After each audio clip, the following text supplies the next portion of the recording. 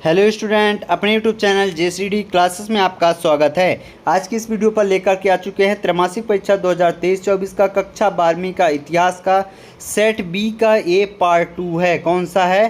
Part 2 है, second part है। Set ए का पार्ट 2 है। और यदि आपको 80 में से 80 चाहिए तो जा कर के पार्ट 1 अच्छे से देख लीजिएगा। पूरे के पूरे प्रश्न आपको वहाँ पूरा दिया गया है, उसके आंसर भी आपको बताए गए हैं, प्रश्न क्रमांक 1 से लेके प्रश्न क्रमांक 8 तक। और इस वीडियो पर मैं बताने वाला हूं प्रश्न क्रमांक 9 से लेकर के प्रश्न क्रमांक 23 तक। पूरे के पूरे आपको क्वेश्चन और इनके सलूशन जितने भी मिलते हैं पूरे के पूरे मैं प्रोवाइड कराने वाला हूं। तो वीडियो के लास्ट तक बने रहना। और जिन्होंने अभी तक चैनल को सब्सक्राइब नहीं किया है तो सबसे पहले जाकर के चैनल को सब्सक्राइब कर लेना, ताकि समय समय पर वीडियो का नोटिफिकेशन आपके पास मिलता रहे। तो चलिए स्टार्ट करते हैं प्यारे बच्चों।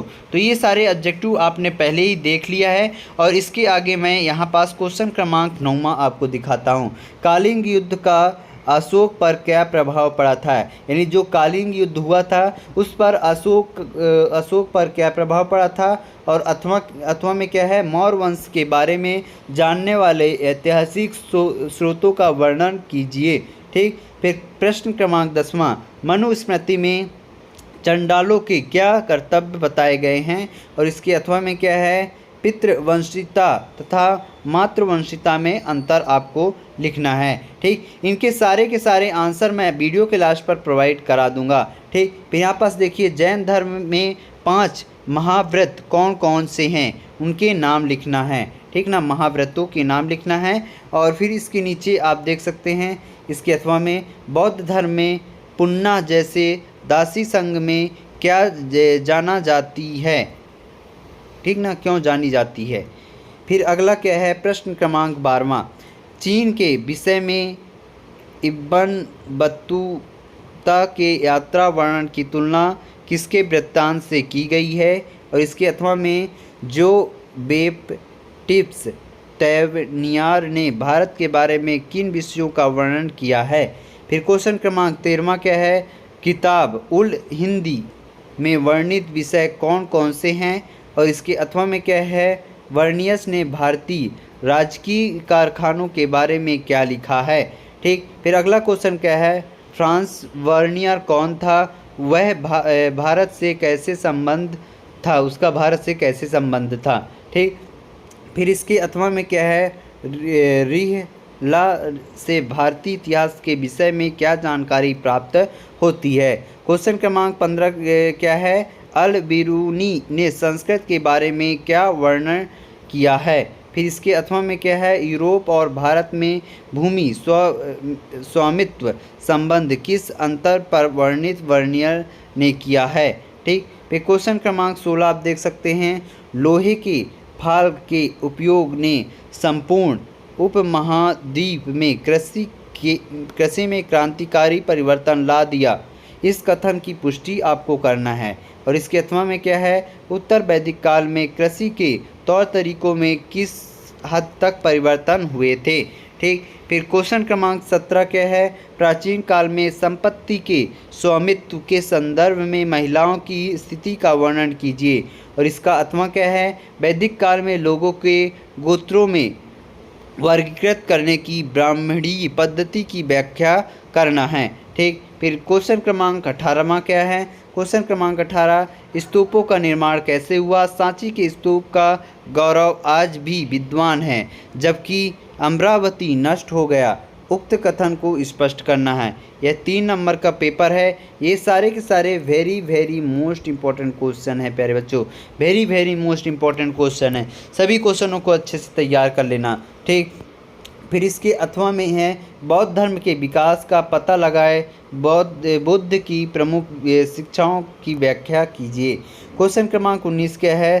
सिंधुवासियों की विज्ञान तथा तकनीकी की विशेषताओं पर विवेचना करना है। और इसके अथवा आरंभिक और परिवर्तित हड़प्पा संस्कृति से आप क्या समझते हैं? 2 भिन्नताएं लिखना है। ठीक। फिर क्वेश्चन क्रमांक 20, क्वेश्चन क्रमांक 20 क्या है? पनपते हुए शिल्प और वाणिज्य तथा मुद्रा के बढ़ते प्रयोग ने मौर्य काल में उत्तर भारत के नागरिकों की समृद्धित को प्रोत्साहन किया, स्पष्ट कीजिए। इसके अथवा में क्या है, महाजन पदों के विकास के साथ साथ राजा और प्रजा के संबंध क्यों बिगड़ते चले गए। ठीक, फिर क्वेश्चन क्रमांक 21वां क्या है, बौद्ध धर्म संसार में तेजी से क्यों और कैसे फैला, समझाइए।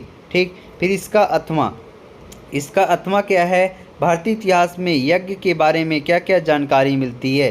फिर 22वां प्रश्न क्या है, एक इतिहासकार को यात्री वृत्तांतों का प्रयोग करते समय कौन कौन सी सावधानियां रखनी चाहिए। और इसके अथवा में यहाँ पास आप देख सकते हैं, विदेशी यात्रियों द्वारा किए गए वर्णन में भारतीय महिलाओं की स्थिति की समीक्षा करना है। और क्वेश्चन क्रमांक 23 क्या है, भारत एवं सीमावर्ती देशों के मानचित्र में निम्नलिखित में से किन्हीं 4 स्थानों का पहचान कर दर्शाइए। फिर नोट क्या है, मानचित्र पूर्ति कर नामांकित चित्र को उत्तर पुस्तिका में आपको संलग्न करना है। ठीक ना, इस प्रकार से आप पूरे क्वेश्चन यहाँ पास मैंने दिखा दिए हैं। सभी के सभी रियल पेपर है प्यारे बच्चों ये, और इसका सेट बी आपको चाहिए तो बहुत जल्द आने वाला है सेट बी, और इसके आंसर मैं अभी प्रोवाइड करा रहा हूँ। चलिए आप आंसर भी देख लीजिए, पूरा एक लाइन से विधिवत मैं आंसर भी यहाँ पास प्रोवाइड कराते जा रहा हूँ। ठीक प्यारे बच्चों, यहाँ पास आप देख सकते हैं प्रश्न क्रमांक 6वें का उत्तर पूरा यहाँ पास दिया गया है। इसको आप स्क्रीनशॉट कर सकते हैं या वीडियो रोक करके लिख लीजिएगा। ठीक, इसी प्रकार यहाँ पास आप देखिए ग्रेड प्रणाली क्या है, इसके बारे में लिखना था। तो यहाँ पास आप देख सकते हैं, ग्रेड प्रणाली में स्टूडेंट का मूल्यांकन सीधी तरह से ग्रेड के रूप में किया जाता है और एग्ज़ाम में मिले मार्क्स के आधार पर ग्रेड दिए जाते हैं। सीधी ग्रेड देते समय एग्जामिनर सबसे पहले प्रत्येक प्रश्न के उत्तर पर अलग अलग ग्रेड प्रदान करता है और उसके बाद सभी प्रश्नों पर दिए गए ग्रेड और ग्रेड औसत निकाला जाता है। ठीक, फिर अगला क्वेश्चन क्या था, अगला क्वेश्चन था हड़प्पा की लिपि की विशेषताएं बतानी थी। तो यहाँ पास आप देख सकते हैं हड़प्पा के लिपि की विशेषताएं यहाँ पास पूरा विधिवत दी गई हैं। इसका स्क्रीनशॉट कर सकते हैं या कि मैं इसका पीडीएफ आपको टेलीग्राम पर प्रोवाइड करा दूंगा, वहाँ से आप लोग डाउनलोड भी कर सकते हो। ठीक, फिर अगला, कालिंग युद्ध का अशोक के जीवन पर क्या प्रभाव पड़ा था। एक कालिंग युद्ध के बारे में यहाँ पास विधिवत पूरे अच्छे से दिया गया है। इस तरीके से हमने यहाँ पास 4-5-6 प्रश्न के उत्तर हमने देख लिए हैं, और जो क्वेश्चन है उसके आंसर मैं टेलीग्राम पर प्रोवाइड करा दूंगा। अभी नहीं मिल पाए हैं लेकिन इसके आंसर मैं आपको प्रोवाइड करा दूंगा। ठीक, आप निष्फिक्र रहिए, अपनी पढ़ाई निरंतर जारी रखिएगा। ठीक, ये पार्ट ए था, सेट ए था, और सेट बी बहुत जल्द अपलोड होने वाला है यूट्यूब पर, देखना मत भूलिएगा। ठीक, और प्यारे बच्चों चैनल को सब्सक्राइब करते जाना ताकि मैं समय समय पर वीडियो अपलोड करूं तो आपको नोटिफिकेशन मिलता रहे।